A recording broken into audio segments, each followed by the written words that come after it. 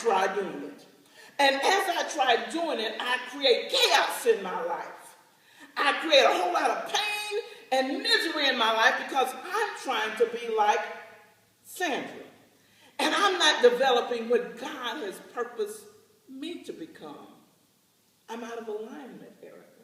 I'm not doing what he's called me to do, Kelly. He's called me to be something else. He's not called me to be a Sandra. He's called me to be Pat. And he's designated a special path for me to go down. But I've got to be in alignment. I've got to be a balanced life. So I can't work 12-hour shifts and then think I can go home and then help my child with homework. And I can then cook a healthy meal. And then I can do all the things that I need to do if I'm working all these hours. I'm doing everything because I've got to wear a certain type of clothes. I've got to drive a certain kind of car. You understand what I'm saying? I'm doing all these things to keep up with the Joneses, but it's not my purpose. It's not what he's designed for my life. Sometimes he needs me to just pause and slow down so I can show kindness to someone. That puts me in alignment. So this is what this reading is saying. There's a time for everything in our lives. But we need to learn to operate from the inside out rather than outside in. Do you understand what I'm saying? What do I mean by working from the outside? And that means I'm depending on tangibles to make me have worth and feel good about myself. I've made other things my God, and they are idols. They become an idol in my life. I use those things on the outside to try to make the inside feel whole. I use those things on the outside to try to make my inside feel complete. I use the things on the outside to try to make my inside feel well. And so I'm asking the idol to answer something that God can only answer. I'm asking the idol to do something that God can only provide. So this time and season says, and its purpose is that enjoy those experiences that you have. Enjoy those things because they're not made to kill. They're made to build you up. Those down times, just like the up times, are seasons in our lives.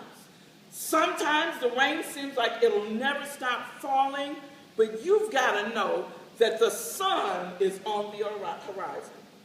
It will shine in a little bit, but have you asked yourself the question, am I working from the inside out? Have I connected to the God that's on the inside of me? Have I connected to the purpose that he's purposed for my life? Am I on the right track? Am I living a balanced life? Am I weighted on this side more than the other side? Now, let me say this, and it's not that I am endorsing Zodiac, but I was born during the hippie. I guess I'm a baby boomer. That's what I am, baby boomer. And you know, the Zodiac signs real big during that era. And the Libra, I'm not a Libra, so don't say I'm talking.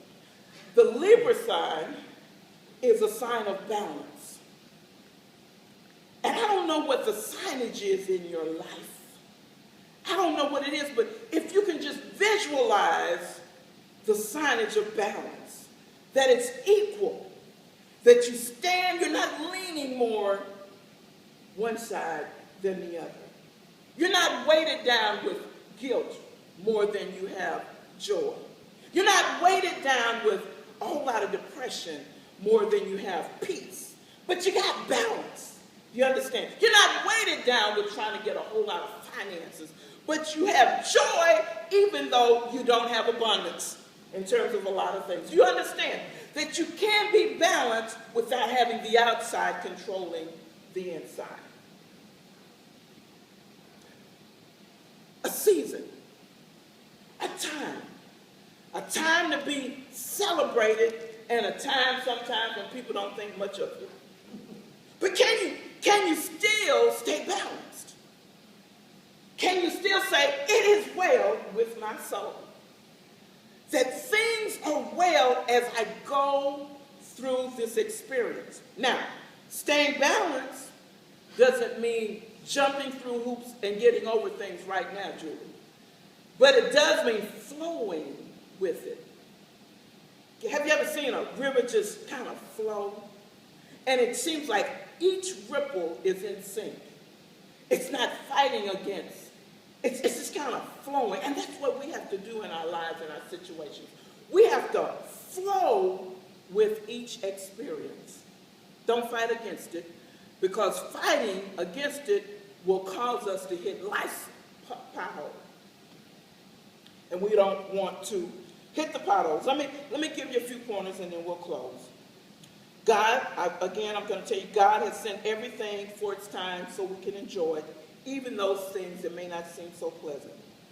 Do simple things like this. Enjoy simple things like walking. Go walking. Go fishing.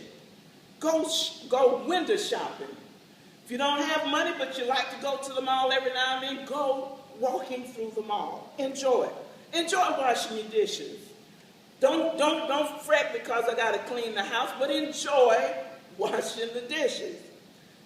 Catch this, and a lot of folk at church won't tell you this, but I'm going to encourage you to enjoy watching TV. It's okay. It's all right. We have no hell to put you in as you watch TV. Amen? Somebody should have shouted then when they said watch TV. Okay. It's okay to watch TV. God has made everything beautiful in its time. Everything has its purpose. Every storm that brings rain will also allow that plant in your life to grow. Plants can't grow without rain. So thank God for the rain every now and then. Listen, we must keep in mind what works for you may not work for you. Balance for you is not balance for you. So don't try to gauge your balance and living a balanced life based on the person even sitting next to you. Everybody has his or her own balance. So understand, how do I find balance? There's some elements that we can acknowledge. Acknowledge that it takes time to look at your life and recognize the state of mind that you're in. It takes time. It takes some honesty, and it takes just being real to understand where you are in life and what you need to do to get back in alignment. Acknowledge the feelings that you have and confront them. Don't just sit on them. Confront the feelings that you have. Number 2, examine. Notice if you're learning more toward the internal or are you leaning more toward the external. Examine that. Number 3, set yourself some goals. Don't walk around aimlessly, but set a goal, even if it's a small goal daily. Set goals. Number 4, plan your task. Don't get in such a routine that you don't plan. There's some things, if we plan and set goals, that we might want to stop during our day. So plan your task and then reflect every day your progress or lack of progress. Reflect. Sit down, meditate, think, reflect about your day. Do some preparing. Prepare your day. Don't just jump up haphazardly, but prepare your day so that you won't become overwhelmed. Connect with people that can help you stay in alignment. Help you maintain a better life, a balanced life.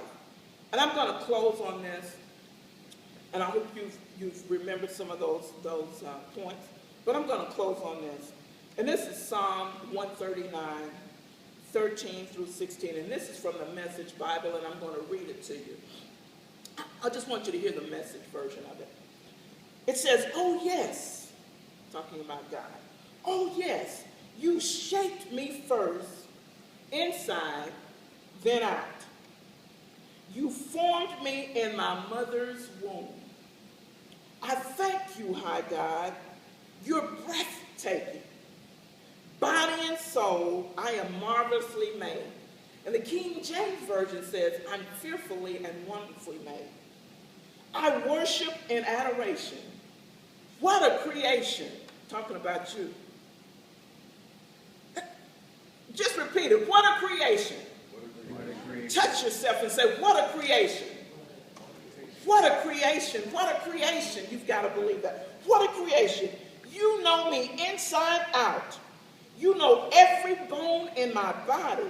That's why we don't have to worry about when we fail or make a mistake. And we can't hide it from God. He knows. He's not looking to point a finger at us. Sometimes we get a picture of God as a big old man sitting on a cloud with a beard, with his arms folded, looking down at us like he was waiting for us to make a mistake. But that's not him. That's not him. It says, you know me inside out. You know every bone in my body. You know exactly how I was made, bit by bit. How I was sculpted from nothing and made into something. Like an open book, you watch me grow from conception to birth.